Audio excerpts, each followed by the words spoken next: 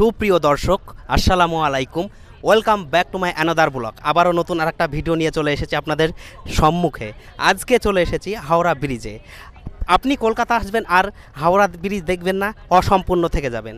চলুন আজকের হাওড়া ব্রিজের জানা অজানা সব তথ্য আপনাদের সামনে তুলে ধরব।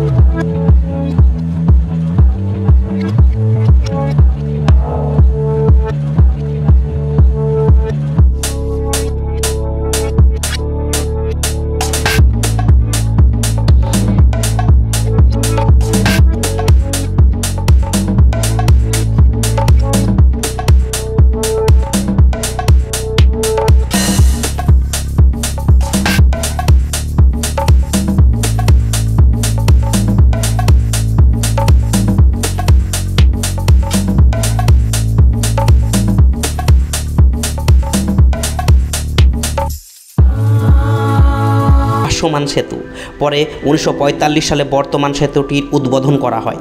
এটি একটি ক্যান্টিলিভার সেতু এবং এটি ঝুলন্ত অবস্থায় আছে। এর দুই প্রান্তে দুটি স্তম্ভ থাকলেও মধ্যখানে কিছুই অবলম্বন নেই।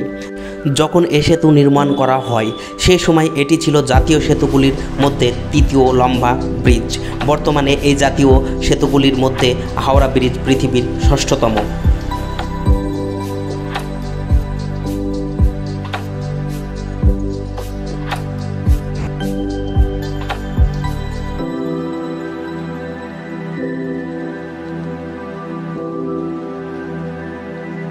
যাই হোক, আজকের ভিডিও এই পর্যন্তই। দেখা হচ্ছে পরবর্তী ভিডিওতে। ততদিনে আপনারা ভালো থাকুন, সুস্থ থাকুন এই সুন্দর মায়াবী পৃথিবীতে।